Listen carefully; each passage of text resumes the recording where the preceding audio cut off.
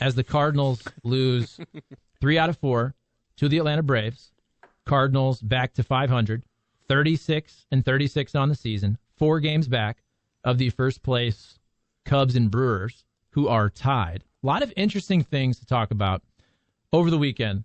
Cam, I want to start with you, though, because you teased it, and I think this is very interesting. And I'm guessing you're talking about Friday night's postgame, which I posted on my YouTube channel. You can check it out, and got a ton of response. Yep. Because Mike Shildt, the quote that I took away, that was the headline quote, although there were a lot of them. He said, quote, "I feel like I'm always having to defend this group." And talking about questions from the media, but also the fan base that's a little frustrated or a lot frustrated and disappointed. So, Cam, when you heard those comments, because you teased it earlier, what did you think about what Mike Shildt especially said after the loss on Friday? Okay. Here's how I start off with. I'm not going to break down. We talked about this last year. I'm not going to break down what the pitching, any of the legit analytical stuff with baseball. You guys are way ahead of me on that, and I admit that. But I do know coaches and GMs, and I know post game, how they present themselves during post game etiquette, and throughout different losses and wins, and through playoffs and certain times when you're stressed out. Like, I get all that, man. I've seen that my whole life, and I'm just seeing how he's presenting himself lately. And he's like, I always feel like I have to defend him. Well, you don't always have to. And his rebuttal to a lot of different things is the guys are still working hard. They're working, they're grinding, they're working. What does that actually mean, though? And no one's really asking that. What does that mean, especially in baseball as a whole? When you say they're working hard, what does that mean? Going up to the batter's box hard? Running the bases out hard? You're supposed to do that anyway. Running to grab a catch in the outfield hard? Going in video during the video sessions hard? You're supposed to do all that. Are you watching the video hard? What does that mean? I think that's just a cop-out to what he's trying to defend these guys. But why does he have to do that? Put your damn foot down and call some guys out. Don't be an ass, because that's not you. But say something that has some effect, not to anybody else but the locker room. And I just don't understand it, man. I feel like that's some sort of cop-out, and that's my 2 cents. No, I like it. I agree with a lot of the things you said. And in that post-game from Friday, which was 17 minutes long, and one of the things he said was, you mentioned video and all that. He said, these guys are working hard. He mentioned right now, after this loss, I got a bunch of people, regulars, in the weight room, working out. I got a bunch of people in the video room. I got a bunch of coaches in the video room breaking it down. We probably have, and I'm paraphrasing, but this is pretty close. We probably have 6 guys right now with baseball conversations going on how to fix this. Yep. And here's what I've said about Mike Shildt for the whole time. It's just that we've seen multiple press conferences like this. And look, when your team's losing, we're focusing on the press conference sometimes more than the games, because sometimes the press conferences are more interesting. And I 100% agree with you in the sense that Mike Shildt lately, to me, comes across a little too much of a little league type style. Yep. And I say that with all due respect, because I respect Mike Shildt. I love the fact that he's positive and he's supportive, okay? And if I had a manager or coach, I would want him to be like that. However, you can also sometimes just say flat out, we're not executing. This is unacceptable. This is the big leagues. You don't even have to call out dudes specifically, although you could, and they should be fine with it because they're professionals. But I do hear a lot of try-hard narrative, and especially on Friday, you also had Mike Shildt, and when he said, I feel like I'm always having to defend this group, he went back to last year's team. I'll be the first person to say, we don't even know what they dealt with. 17 days, all the COVID. They're stuck in the hotel room in Milwaukee throwing baseballs off mattresses. Was that difficult? Absolutely. Okay? And Mike Shildt brought up the fact that, I don't think people understand how difficult that was. Okay, well, I'm giving you the benefit of the doubt, but also you went 30-28. You didn't have this fantastic season. You lost in the first round of the playoffs, and it was also an expanded playoff year. And I'm not trying to be a hater, but also he mentioned the fact that we just swept the Marlins. And again, I will be the first person to say you did face a couple good pitchers. Look, I'm not gonna be unfair to you. You faced Trevor Rogers, who's good, really good. You faced Sandy Alcantara, who's dang good. So look, you swept the Marlins.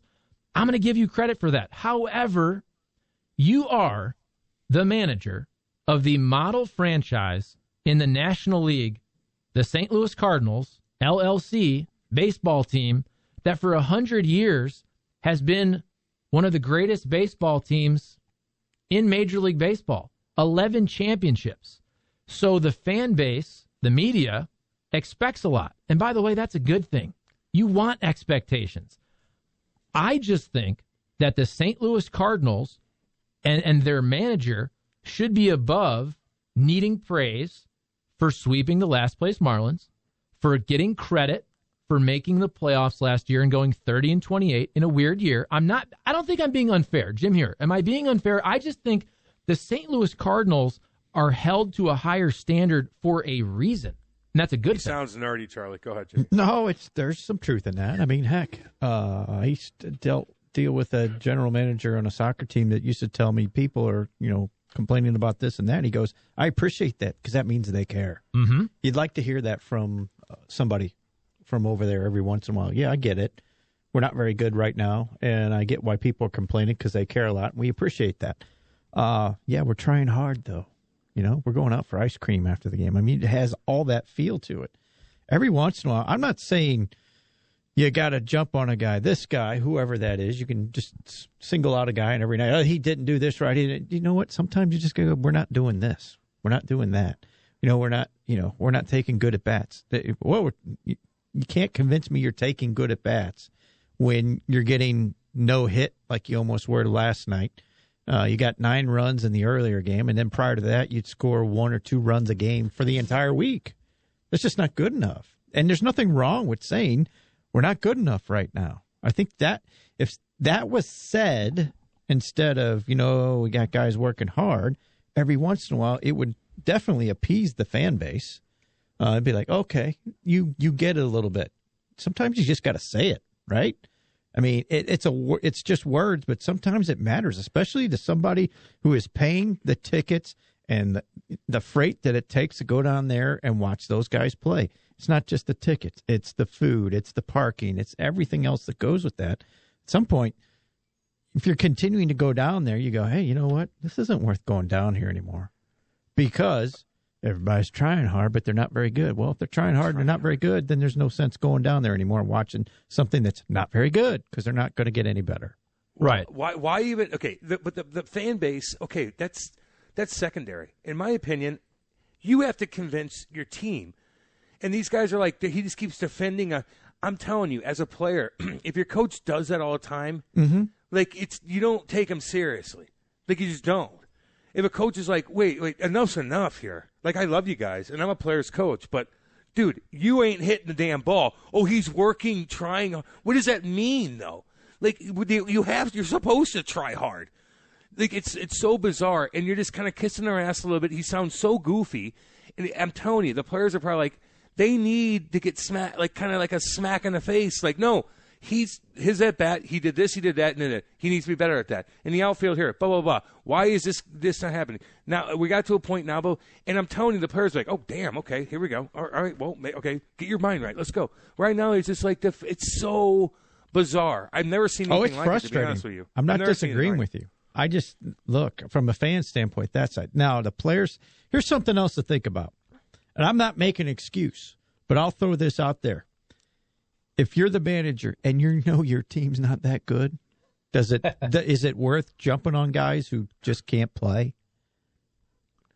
Who you give an example? Like who can't play on that roster? Okay, though, you got a bench. Some of the pitchers shouldn't be there, and I say that because of injuries. They're more like AAA pitchers right now. Just to be fair. Look, when Max Moroff is out there, he's hurt right now. Right now, Lane Thomas shouldn't be in the major leagues. Junior Fernandez shouldn't be in the major leagues. Seth Elledge was sent back because he shouldn't be pitching in the major league. Those guys just aren't good enough or ready. Justin Williams, for as much as he's trying, he's a young kid, he's 23. He's got his first taste. He's not ready to play in the major leagues. So I'm just saying that's an example. I'm not saying I agree with everything he's doing, but you can't just rip on guys I get that. when you go. I get that. Reality is we're not good enough. But you can't come out and say we're not good enough. You just got to say, well, guys are working hard. You follow me there a little bit? Yeah. And I'm not and again, completely do. It does not say what he said on Friday was okay, because it's not. Because there are other guys that need to be better. You know, there are guys like Tommy Edman who's playing. He's playing hard. His numbers got to be better if he's going to be batting leadoff right now. He's in a slump, and there's nothing wrong with saying, "Hey, Tommy's not at his top game right now. He needs to improve." We got some guys in there. We got some guys in there that are young. They got to learn. But some of our big boys, is someone you have to step up. Yeah. And we know who the big boys are. You guys know who they are and who we depend on. And maybe just like tweak it that way. But, Jimmy, you're absolutely right, though. They are banged up. And I was a little too much, and I don't like to be like that guy. Well, no, there's a lot of... You're mean. I don't want to be that guy, like, who Cam, you know, like, I know about... I just don't. But I'm just... Dude, Charlie, you put these posts out, and you got to do a 2-hour show. And am I watching all the games? No, like, there's other stuff going on. Like, don't get me wrong, I had to go to Father's Day stuff, right? But you had to. No, you got to. You had the honor of going. Exactly. The opportunity was there. Yeah. You still see these, and I just see it as a player's perspective, and I'm like, dude, you got to put Shildt.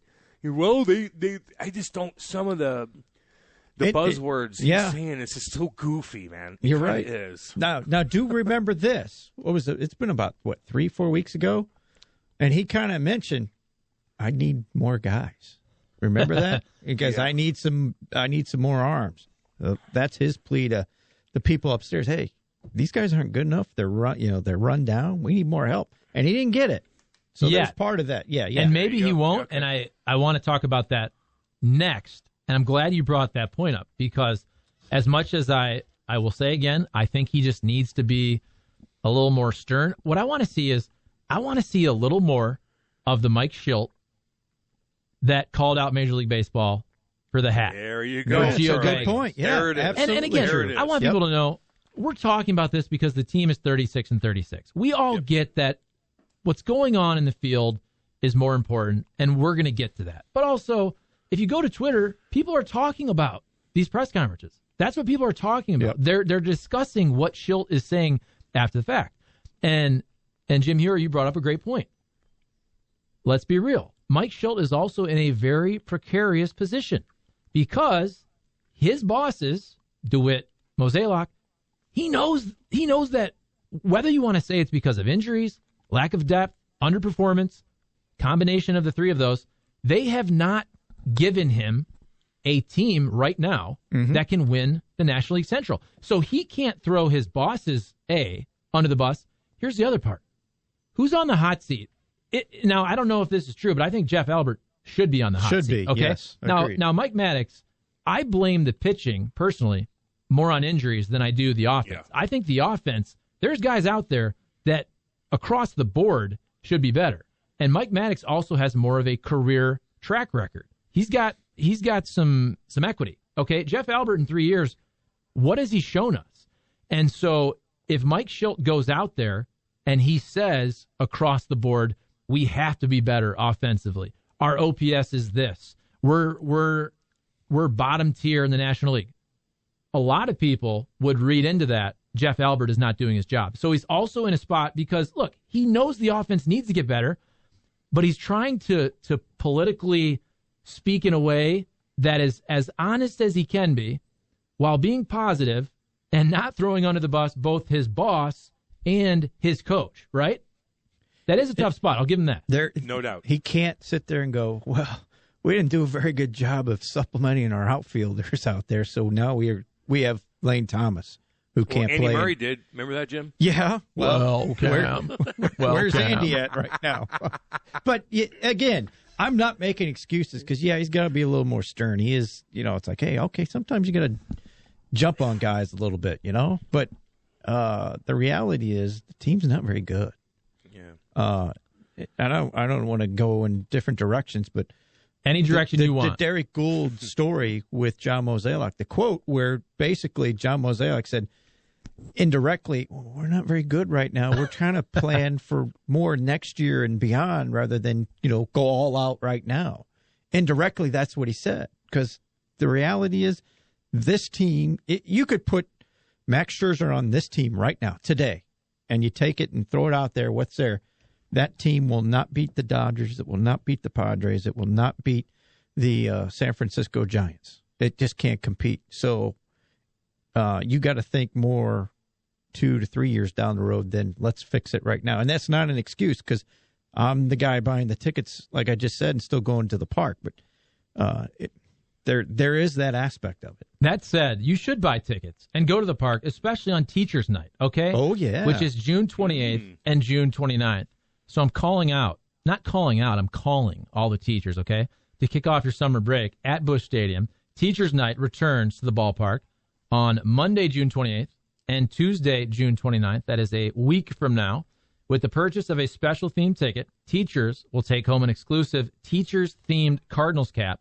For more info, visit cardinals.com/theme. This cap, let me tell you, it looks gray or navy blue with the silver apple. You always got to give your teacher an apple.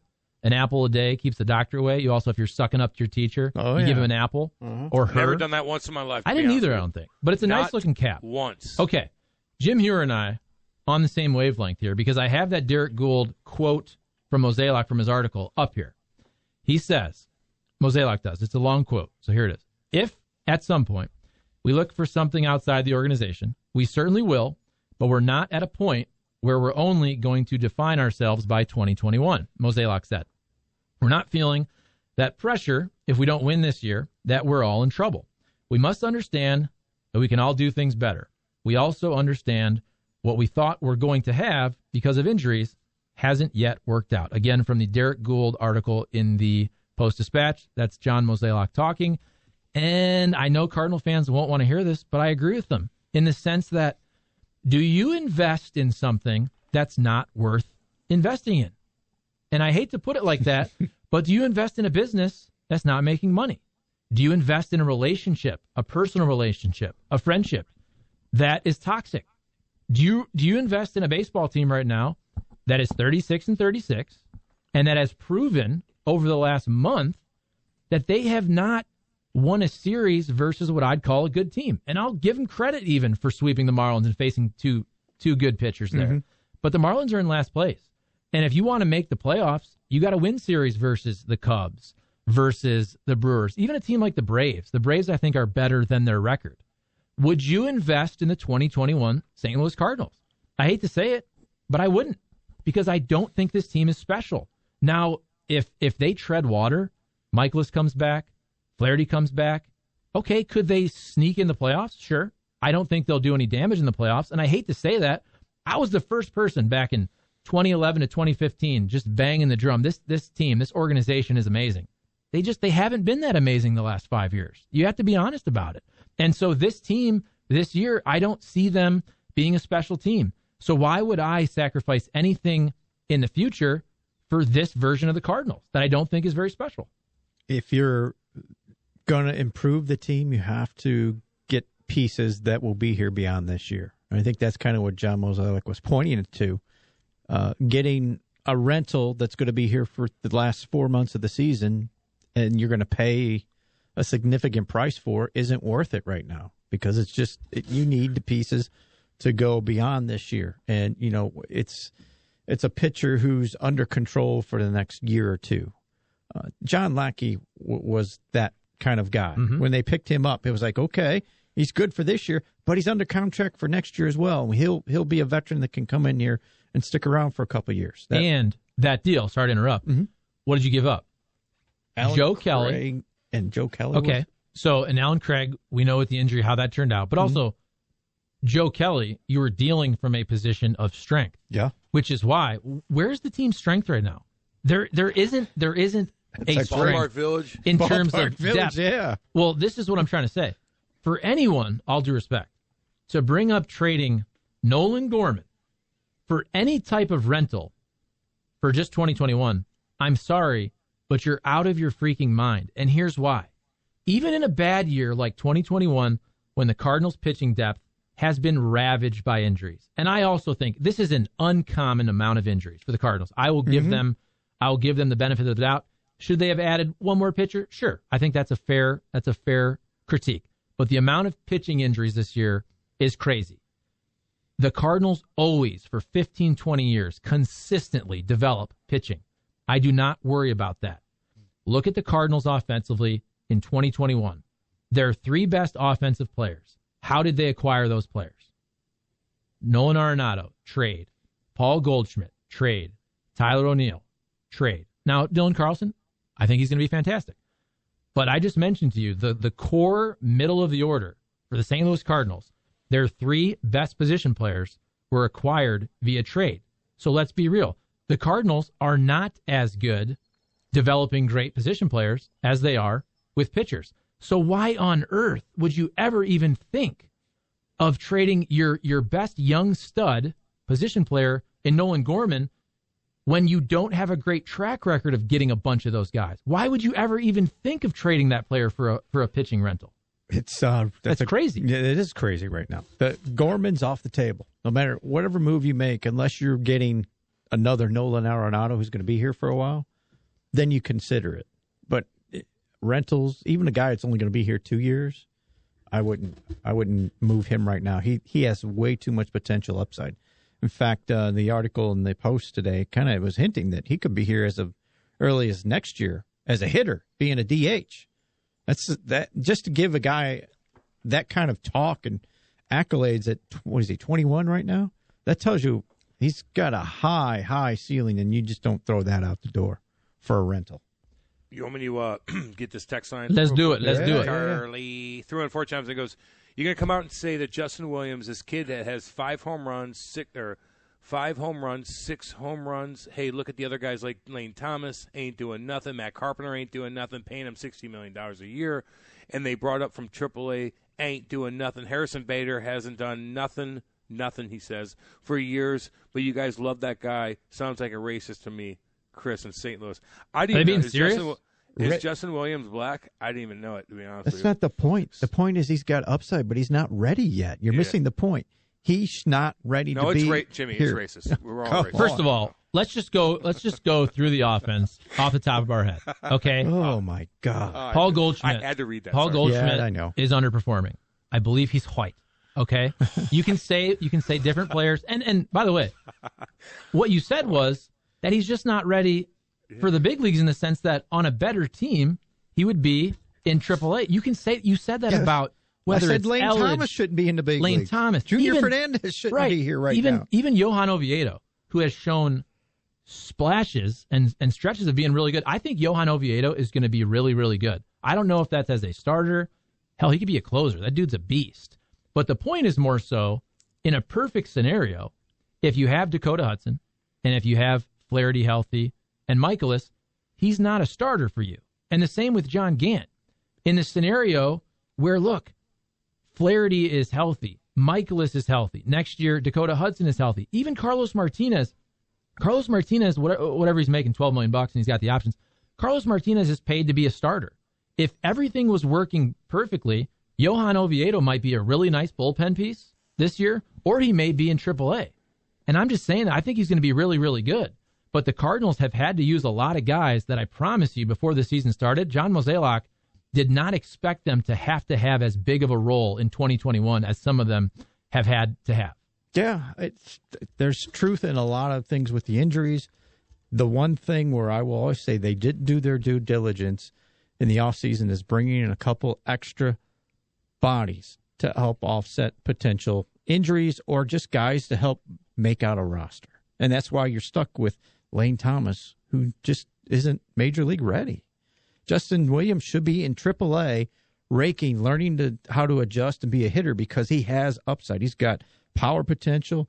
He can go get the ball, and he's got to learn a little bit. He's only 23. Give him another year or two, and he's ready to go, maybe be a part of this outfield. And as a left-handed bat, by the way. Harrison Bader, who is injured, he gets crushed all the time by the fan base. Yeah, he hasn't been healthy. Right. And the texture... He's very pale white, too, by the way. The texture brought up Matt Carpenter. Come on now. We all know he's making, whatever it is, $18 million. Has anybody in the last 2 years, has anybody. And I don't feel sorry for him because he does make all the money. And it stinks, but he was a great Cardinal for a lot of years. He's going to be a Cardinals Hall of Famer. I don't know that any Cardinal gets critiqued more than Matt Carpenter the last 2 years for performance. No, so let's just throw out that argument. I got another one here. Okay. Nothing to do with racism or anything like that. Two Pump Chump chimes in and goes, can we give Shildt the benefit of the doubt? And he's growing the non-performers behind the scenes, but doesn't want to put them on the blast in front of the media. Yes. But you can still do it. You don't have to sound so Little League. That's my point. I'm not asking. Right. I'm not asking for much. Yep. I just feel like I'm hearing too much of that. This is the big leagues. It's what Tim McCarver always says. This is the big leagues. Like what you said earlier was perfect because try hard is implied to me. Okay, you have to get your kid in Little League to go out there and not pick dandelions because he or she's looking for the ice cream afterwards. Yep. She's out in right field, doesn't know, right? Mm-hmm. You get them out there. Damn big right. leaguers, we expect you to watch video. We expect you to lift weights, right? We expect you to try hard. part of their job. We don't even want them to lift weights. They're going to get hurt all the damn time. Stretch like, more. You don't even lift a weight. Like stretch, get there early. Watch them. Like that's what you do. Sorry, go ahead. I didn't mean to, like the lift weight. He said lift weights. It's like no, you don't even. Do they even really lift weights during the year? You play every damn day. Like that is like the most non-thing ever. Weightlifting in baseball throughout the years is so nonsensical, and he throws that out. It's just everything he said was goofy, and that's my whole point. I'm sorry, it is what it is. One more tweet I wanted to get to. This is from Jared Carabas, I believe it is, from Barstool, and he just found this. He found this. I guess he did some research. But this was yesterday, so I'm not sure. It was 16 hours ago, so the Cardinals played a doubleheader. But when he tweeted it, he said during their 0-17 stretch, the Diamondbacks. By the way, let me read that again. During their 0-17 stretch, they've lost 17 straight games. The D-backs have still outscored the Pirates, the Nationals, the Rangers, and the Cardinals. So that right there, again, it speaks to the offense where you can disagree with me, but I think the pitching issues, I think it's a lot of injuries. Some of these guys, Helsley, I can bring up a lot of guys that have underperformed, but I really think they've been ravaged by injuries. And Jim, as you said, could they have added a depth starter in the offseason? I think that's a 100% fair critique. Yep. But offensively, that number I just read you, that they've scored less than a team that's gone 0-17. I mean, even when you're beating the Marlins some of these games, it's 1-0. The offense as a whole, across the board, and this is no longer a small sample size for not just 2021, which is 72 games, but we're now looking at you, Jeff Albert, over 2.5 years. Where's the production? Where's the improvement? It's not there. Charlie, can I ask you a question? What do you think if this team was anywhere else with any other manager, like big dog manager, they had this team, they knew the injury aspect of everything, like how would those big boys play it after a game, like after games like this? Like how do you compare it? Like if they had the same team, what would you think some of the big guys would say? Well, let me just say this. I don't think the way Shildt talks in his postgame would really have any impact on how this team is performing. I want to just say that. However, from a narrative standpoint, I think it is ticking off the fan base. And that's where we always compare Cardinals to Blues, vice versa. I think Chief does it in a perfect way, where Chief is tough. Chief speaks very matter-of-factly, and Craig Berube will hold his players accountable in a way that's not throwing them under the bus. Yep. He's not unprofessional, but he's very matter-of-factly to professional athletes who are paid millions of dollars to perform. He says it in a way he wants more. He needs more. He expects more. You can be better. And whenever he says that, I don't ever feel like he's throwing that player under the bus. I just feel like he's saying the right thing. Yeah, it's worded perfectly, Charlie, like you usually do, buddy, like you usually do. I do think there is something, though, with the players, though. And, again, they all see it, man. They see everything. They hear everything. And they're still like, you still got to kind of boss them around a little bit with the media, too. Like, there is some of that. And I do think that affects a lot of guys. Like, you call it Hoffman. Like, I don't know. unless he's really bashing them, like, and getting on them, and like saying different guys eternally that no one sees. But maybe even if that, but sometimes you kind of have to do it both ways, man. It's a game, dude. It is. In all of sports, it is. So if you're just weak, and the guys will take advantage of you. It's like having puppy dogs, man. If you give them they're going to take advantage of it. Like, I truly do believe that. And Cam, maybe we're focusing too much on this. I'll admit that. Whatever. But when we talk to baseball fans, if I'm out and about and I see somebody and they want to talk Cardinals baseball, they talk about this. They'll say, "Did you hear what Mozeliak said? Did you hear what Shildt said?" I mean, they say that. This is the narrative that's being spun by the Cardinals. And it's the way people think about the team. I'll go back to Craig Berube one more time real quick. And I've said this before, but when the Blues had it seemed like every game, too many men on the ice. Craig Berube came out there and said, this is stupidity. He said, this is stupidity. Yep. This is unacceptable. This is just, we're being stupid. Okay? Did he say specifically to any one player? No, but he's right. And he was saying what every fan and media member was thinking. I just think you can have a little more of that. That's all I'm asking. Real quick, and Jimmy, I'm sorry, I want you to chime in. But stop apologizing. No, go ahead. No, I'm just saying, we're good. Listen, you just said all the fans. But what do you think the players and their buddies and all that, like, they all, like, if I'm telling you, if I play on that team, all my buddies are like, dude, what is he doing? Why is he saying that? And then, like, I know that seems like goofy, and then you're like, what if his buddies, all these guys are like, dude, you hear what Shildt said about you? Like, oh boy, like that means, and he's like, oh damn, okay, but I don't know, like that it does mean something for what your coach says after games to the players, not just the fans, not just the reporters, but I'm telling you, the players, it all coexists, and they feed off it in one way or the other. How about this? After all that negativity and fair criticism, let's end the Cardinals segment on a positive note. Oh, Adam freaking Wainwright. Where would this team be without Adam Wainwright stopping the bleeding seemingly every single time he takes the mound, whether it's to break a losing streak or they just need a win? I mean, he's going out there. He's 39 years old. I know it was only 7 innings, but still, this man usually goes 6 or 7. He's the one pitcher this year that's giving you innings when you have a lot of 5-inning starters. Adam Wainwright, 11 strikeouts.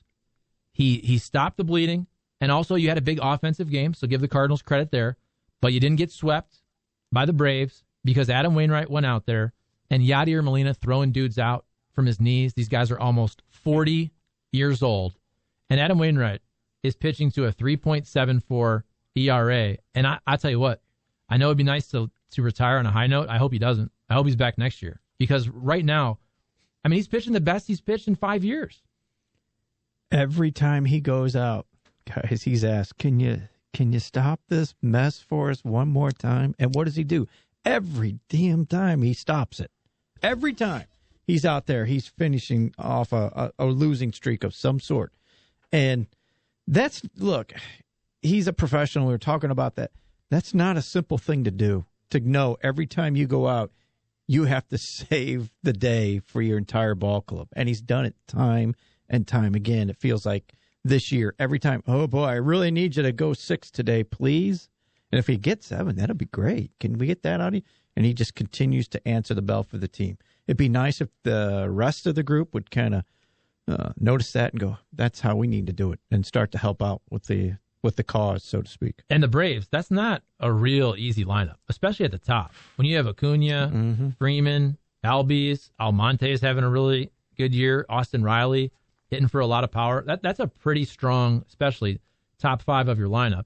And then in that game, again, when the Cardinals play well, we give them credit. They exploded offensively in that game. Paul Goldschmidt had 4 RBIs, and Arenado had 3, and you had Edman with 3 hits and Carlson with 2. So setting the table. I mean, the whole, down to Yachty, everybody was productive, 1 through 6 in that batting order. The problem is we're seeing the feast or famine. So you see the 9 spot, but you're seeing a lot of 1 spots or 0 spots. Yeah. And over the course of several games, this team needs to consistently just generate better offense from game to game.